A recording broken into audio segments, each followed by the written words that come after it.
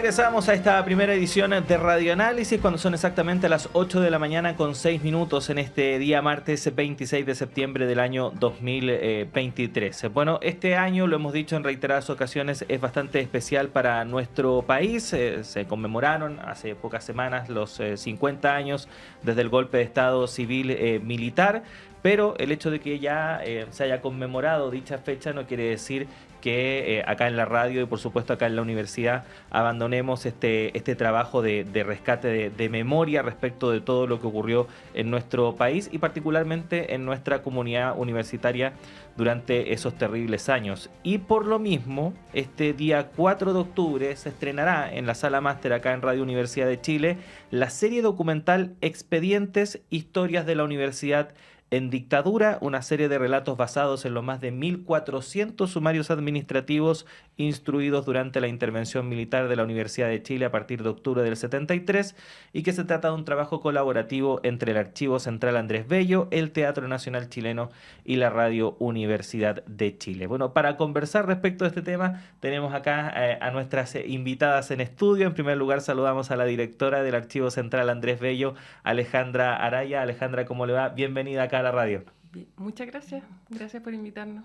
No, gracias a usted por estar acá presente. Y por supuesto también a la dramaturga, asistente de dirección, Belén Herrera. ¿Cómo estás, Belén? Buenos días. Muy bien, buenos días. Sí, queríamos conversar con ustedes respecto de este trabajo, ¿no? Esta serie de podcasts que se van a estar emitiendo a través de todas las plataformas de podcast de la universidad, también por supuesto acá en Radio Universidad de Chile. A las 19 horas será la presentación oficial acá en Sala Máster. ¿Cómo nace, Alejandra, la idea de realizar este ciclo? Bueno, yo estoy muy contenta de haber llegado a este momento, es decir, que ya tengamos una creación colectiva, interdisciplinaria, que permite difundir y poner a disposición de un público más amplio materiales que están resguardados en el Archivo Central Andrés Bello desde el año 2013 y que han sido objeto de diversas investigaciones, de una puesta en valor, de accesibilidad también. Y ponerlos en este formato de radioteatro en primer lugar y luego en estos otros formatos para otros públicos, nuevos públicos, es parte de nuestra misión como universidad y el lema que tenemos este año, ¿no? Que es educar para la democracia.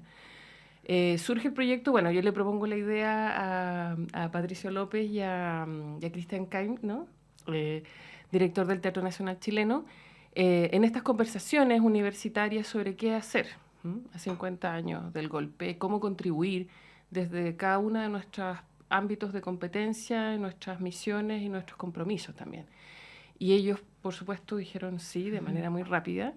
Y el proyecto entonces ha sido un aprendizaje súper importante, ¿no? Yo podría decir que es de la historia, uno lo podría llamar historia pública, ¿no? Es decir, de qué manera hay formatos distintos de instalar temas, de instalar investigación, que es investigación acuciosa, y de hecho en este caso también digo interdisciplinaria porque hace un aprendizaje hermoso con las dramaturgas, dramaturgos, con la mirada desde el teatro y también, ¿cierto?, el periodismo de investigación y el formato de la radio. Entonces hemos tenido que aprender lenguajes muy distintos.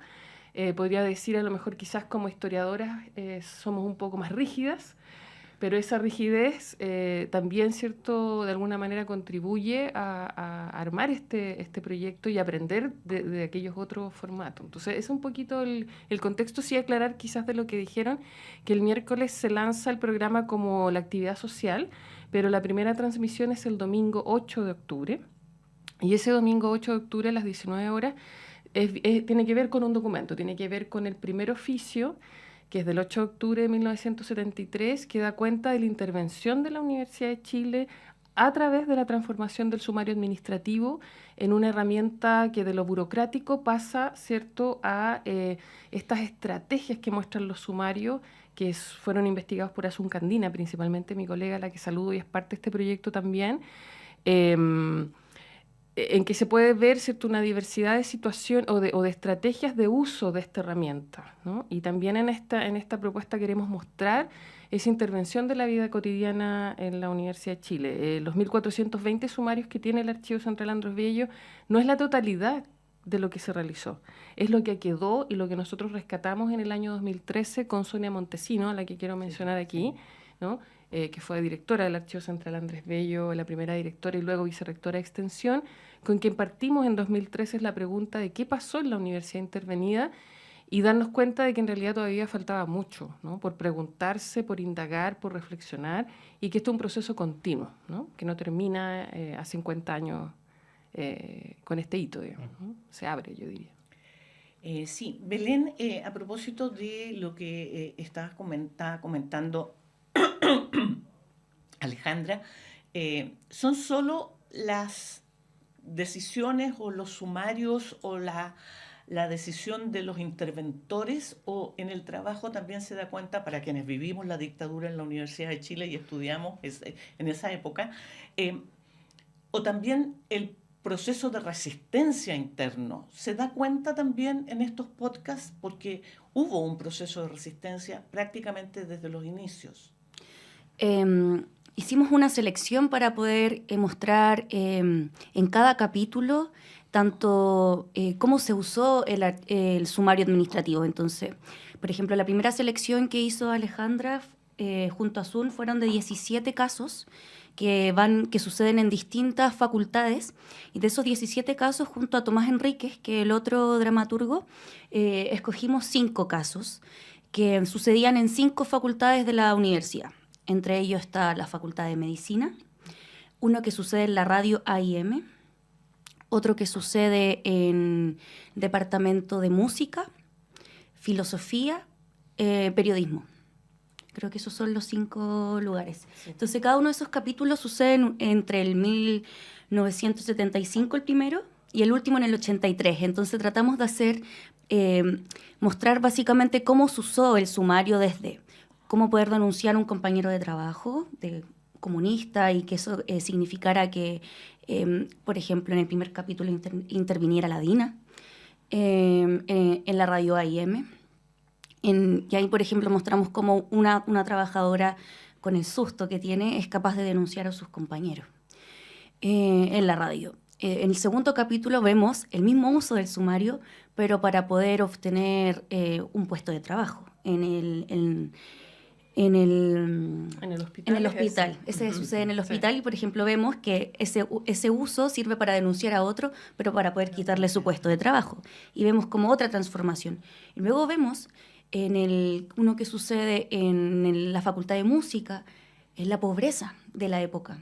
Y ahí vemos cómo un trabajador es denunciado por tratar de robarse unas planchas de zinc, que no tiene que ver de manera directa, pero que habla del contexto, de la pobreza que se vivía entre los trabajadores. Y, por ejemplo, cada capítulo hay protagonistas que son funcionarios, estudiantes. Por ejemplo, el capítulo en periodismo, sí. En torno a la resistencia, hay un capítulo que se llama Los Miguelitos, y es como un grupo de estudiantes empieza a perder el miedo y decide comenzar a organizarse. Y ahí vemos cómo desde el cuerpo estudiantil comienza a despertar ya no podemos seguir aguantando esto. Entonces se ven como esta distinta, tratamos junto a Tomás, desde la selección que hizo Asun y Alejandra, poder mostrar el periodo y que cada estamento de alguna manera fuera protagonista. Hay funcionarios, hay académicos protagonistas, estudiantes, como mencionaba,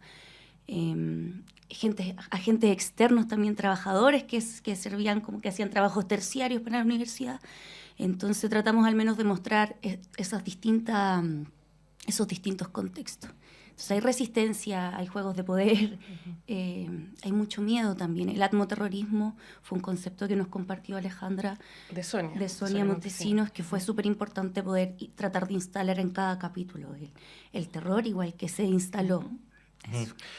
Para seguir un poco contigo, Belén, en la línea de cómo fue este proceso creativo, porque algo que me llama la atención respecto del trabajo que se hace en estos podcasts y que tú lo estabas ilustrando ahora un poco con tu exposición, que dice relación con cómo poder traspasar desde lo que dice un expediente, desde lo que dice un archivo, un papel, todas estas emociones que tú estás relatando, todos los miedos, las ambiciones, la rabia, en fin, todo ese trabajo de construcción de una serie de emociones que no necesariamente uno al leer el expediente, que también sabemos son expedientes administrativos, que no necesariamente están con una prosa muy ilustrativa, ¿no? Poder convertirlo en eso. ¿Cómo hicieron ese trabajo? ¿Solo se basaron en estos expedientes, en estos archivos, o también un trabajo de investigación con entrevistas? ¿Cómo hicieron eso? Somos un equipo bastante grande. Está, Alejandra. En cada reunión estaba Alejandra, Asund, Ariadna Biotti, que es periodista, Patricio, Cristian Keim, Tomás y yo. Entonces, por ejemplo, nos compartían los sumarios y luego le hacíamos preguntas al equipo, que también vivió la universidad en dictadura. Y también Ariadna, desde el periodismo. Historiadora, nos ayudaba, porque claro, Tomás y yo no lo vivimos. Entonces, y también somos más jóvenes, que también fue una apuesta para Cristian invitar a 2 dramaturgos jóvenes. Yo egresé el año 2019, por ejemplo. Tomás había egresado el año 2015, por ahí, o 2013, pero por ahí. Somos bastante jóvenes, la verdad. Entonces, es un contexto que, claro, conocemos, pero siempre desde la distancia. Entonces, Ariadna fue muy importante en ese sentido de ayudarnos a entender desde el lenguaje al contexto y también la estructura de cada sumario. Existen cartas, donde hay cartas, no sé cómo llamarlo, de denuncia, de defensa. Claro, no podría decir que el expediente, de acuerdo con tu pregunta, es mucho más rico de lo que la gente puede imaginarse sobre un documento, ¿no? Y eso también fue el potencial o de decir, esto permite hacer una propuesta como esta, ¿no? Porque tienes muchas voces, ¿cierto? O sea, están las cartas, hay declaraciones, hay también, digamos, la misma actividad de investigación sumaria significa que interrogas, sí, pero también material de contexto, ¿no? El de los Miguelitos, que de hecho está como en línea, en ese caso, están el paquete de los Miguelitos dentro del expediente, ¿no? Entonces, son mucho más ricos y eso también es lo que, para que continúe la Belén, es lo que les proponíamos a ellos, que miraran también desde un lugar, lo miráramos transgeneracionalmente, ¿no? Y que eso sirviera para el proceso, ¿no? Eso fue muy importante, como esta mirada transgeneracional, porque, bueno, Asun nos contaba, Asun aparte es profesora en el departamento de Ciencia Histórica, y nos contaba igual cómo ella se ha enfrentado a los nuevos estudiantes de la universidad cuando se habla de estos temas. Entonces ella veía cierta como sorpresa. Y para nosotros fue muy importante, a propósito de estos documentos, poder, con Tomás le llamamos que cada documento tenía un corazón que identificábamos como, que por lo general eran las declaraciones, que la mayoría, claro, los capítulos son basados en, pero tiene bastantes archivos reales que la mayoría son las declaraciones de cada protagonista. Entonces, desde ahí fuimos articulando como robar desde las declaraciones escenas, estos interrogatorios, convertirlos también en escena, a poder hacer este traslado, y también siempre con una conciencia de cómo acercar esto, como también de manera transgeneracional a quienes no lo vivimos. Entonces, también ese desafío a propósito de que cada vez hay más resistencia a escuchar en torno a esta historia. Alejandra, cuando uno va por X motivo, ¿no es cierto?, a las dependencias de la universidad más allá de la radio, en mi caso al menos me he encontrado con funcionarios antiguos, nos reconocemos de aquellos años. Hubo una alianza durante muchos años, una alianza muy profunda entre funcionarios y estudiantes para defender la universidad. Porque la universidad fue particularmente atacada.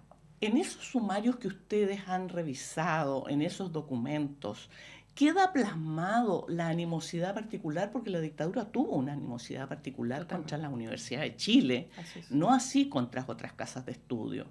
Queda plasmado el por qué esa persecución contra la Universidad de Chile, a la que además desmembraron cuando pudieron. Así es.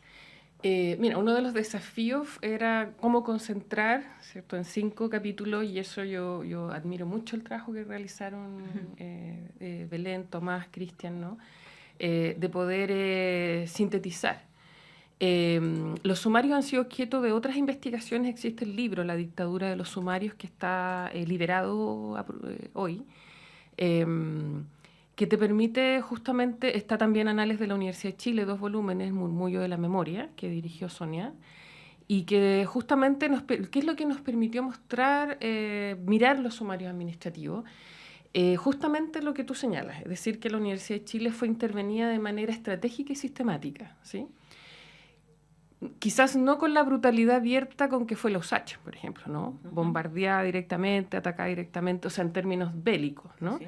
Pero sí, ¿cierto?, un plan estratégico de intervención desde, ¿cierto?, el día 1, porque lo que uno ve con el decreto que les digo del 8 de octubre, por eso la selección de la fecha, es menos de un mes. Y por lo tanto, tú puedes ver, y con otros documentos, nosotros hemos continuado la tarea de seguir abriendo esta historia. Hay cierres de carrera. Hay cierres de carrera, hay transformación total, ¿no?, de programas, exoneraciones, por supuesto, ¿no?, persecuciones claras. Entonces, este corpus, que es más amplio que los 5 capítulos, ¿no?, por supuesto que da cuenta de esa intervención, de sus estrategias, de su sentido, explícitamente, es decir, los sumarios contienen la voz de esas autoridades interventoras, ¿no?, a partir de sus rectores delegados, que eran todos militares, ¿verdad?, de manera muy clara, es decir, no hay eufemismos, ¿sí? O sea, la operación era de limpieza, la llamaban de limpieza, de despolitización, pero que también creemos que es interesante ponerlo en este formato y en este lenguaje para las nuevas generaciones, para entender quizás palabras que quedan un poco vacías. ¿Qué significaba despolitizar, ¿no? Porque hoy en día, diríamos, tenemos ese discurso instalado de que la política es mala, o de que hablar de política es ideológico. Toda esa construcción conceptual, ¿verdad?, está en esa operación que los sumarios permitieron hacer, y te muestra otra estrategia de la dictadura, que fue la utilización del aparato de Estado, ¿no? Porque cuando uno habla de golpe de Estado no está hablando solamente de un golpe, claro, fue digamos, una intervención por vía de la fuerza, brutal, dramática, pero es la utilización de todo el aparato de Estado dentro del cual estaba la Universidad de Chile, porque era parte del Estado, y nosotros seguimos siendo abogando por ello, pero esto implicó en ese rango de selección que hicieron Tomás y Belén, te permite mostrar esa operación cotidiana, sistemática, diaria, porque lo que señaló Sonia como atmosferoterrorismo, es que vas instalando el terror y el miedo al interior de la comunidad, y tal como tú dices, claro, se tuvo que ser también mucho más inteligente en las estrategias de resistencia, ¿sí? Ahora, la intervención implicó también la transformación en la vida cotidiana, en cómo tú vives y cómo sigues funcionando en la desconfianza permanente con tus pares, por ejemplo, ¿no? Sean estudiantes, sean funcionarios, sean académicos.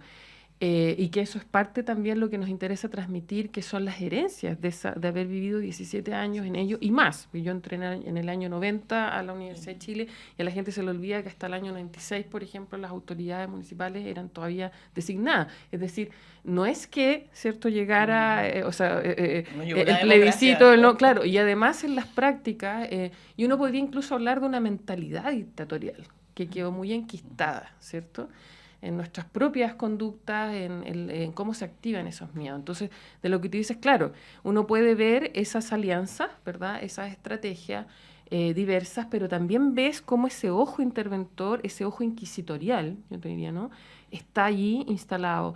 Algo que te cuentan cuando nosotros hicimos las primeras indagaciones con Asun Candina, sobre estos materiales, que los encontramos en realidad llegamos a ellos por, ¿cierto?, una académica, ¿no?, María Angélica Figueroa, de la Facultad de Derecho, que también fue parte, digamos, de los procesos como fiscal, y cuando las personas hace 10 años empezaron o quisieron empezar a hablar sobre esto, hay una frase que a mí siempre me quedó muy dando vuelta. La gente te decía, pero si todo el mundo sabía. Y nosotros con Asun decíamos, ¿y qué sabían? ¿Qué era lo que se sabía y que no ha sido dicho, ¿no? Entonces, ese proceso largo de 10 años en que la idea es que la gente siga, digamos, ¿no?, indagando y entendiendo cómo fue el proceso, porque esto no tiene un objetivo como castigador, ¿me entiendes? Porque la gente se asusta todavía cuando uno dice vamos a investigar qué pasó en dictadura o qué pasó en la universidad, de que esto es como una cacería de brujas, ¿no?, y vamos a ir a buscar a los delatores. Ahora, hay cosas que hay que decir. O sea, esto sí sucedió de esa forma, ¿no? sí fue así, ¿no? Y sí hubo víctimas, ¿no? Y sí hubo injusticia. Y sí hubo lo que te muestra quizás lo más duro para personas que en mi caso, digamos, que estoy en contra, digamos, ¿no? de lo que sucedió, no estoy de acuerdo con la ruptura de la democracia de esa forma, estoy comprometida con un nunca más, ¿cierto?, con la defensa de los derechos humanos. Lo que nos interesa es mostrar que yo le planteaba a Tomás Yabele, ¿qué harían ustedes o qué haríamos hoy si esto vuelve a suceder? Y esta experiencia del expediente del sumario que muestra, que te abre una ventana a ese tiempo de la cotidianidad de lo que estaba pasando, te permite mostrar la naturaleza de los seres humanos. Yo no te digo que nosotros seamos mejores o peores, pero ¿qué harías en una situación parecida, que no está tan distante, en un momento en que estamos, ¿cierto?, en un revival total del autoritarismo, de la desconfianza, con personas comunes y corrientes, diríamos? Pero por otro lado, lo que sí supimos con Asun cuando empezamos a indagar esto, es que todo el mundo te contaba otra escena, que era la llegada de los hombres de grises con sus máquinas de escribir, que se instalaron en todos los espacios universitarios, ¿no? Que eran justamente lo que popularmente se conoce como el sapo, digamos, ¿no? O las zapas, pero claro, alguien que está observando lo que estás haciendo y te está advirtiendo que te está observando, ¿no? Entonces, eso creo que es lo interesante de seguir desmenuzando. Y cuando, por ejemplo, otra pregunta que nos hacían Tomás y Belén desde su experiencia era, ¿y por qué a la gente le tiene que interesar la Universidad de Chile? ¿No? Entonces, para uno que está como nací y criado en la Universidad de Chile, es como que no se hace esa pregunta. Es obvio que la Universidad de Chile es importante. Pero claro, uno tiene que también saber explicar por qué tuvo y tiene la importancia que tiene. Y tal como tú dices, tú puedes observar en el proceso al año 81, o sea, del 73 al 81, sí, la operación fue de limpieza, de exterminio, claramente. También en algunos casos tenemos expedientes en los cuales tú puedes encontrar los rastros de estudiantes detenidos desaparecidos, de ejecutados políticos. Claramente están los aparatos de inteligencia operando, ¿no? También está la torpeza humana, yo te diría, ¿no? De no entender a veces el contexto en el que estás y hacer cosas que no entendiste que eran tan peligrosas y luego es difícil retractarse, ¿no? Pero que esos elementos te dan cuenta de que la Universidad de Chile estaba a lo largo de todo el país, que claramente la función educativa que tenía para ellos, o sea, uno también se pregunta, ¿por qué no la cerraron definitivamente? Bueno, porque era funcional a la operación siguiente, ¿no? De transformación, ¿cierto?, ideológica, de instalación de un aparato y luego de la desarticulación del sistema educativo a nivel nacional. O sea, es claro que eso fue una operación, ¿cierto?, pensada. Esto no fue un malabarismo de último minuto. Uh-huh. Sí, nos quedan lamentablemente un par de minutos, pero a propósito de un tema que mencionaba Alejandra, que de hecho te quería consultar, Belén, respecto de cómo hacer que este trabajo trascienda a la universidad, de que le haga sentido a personas que no necesariamente tienen algún tipo de vinculación con la comunidad de la Universidad de Chile. ¿Cómo recogieron ese desafío y cómo lograron traspasar que efectivamente lo que ocurrió durante ese periodo en nuestra universidad era algo que también estaba ocurriendo en todos lados de nuestro país? Tratamos de trabajar principalmente con demostrar eso a través de cada capítulo. Entonces era muy importante mostrar cada facultad estaba separada. Entonces, no sé, el primer capítulo sucede en la radio AM.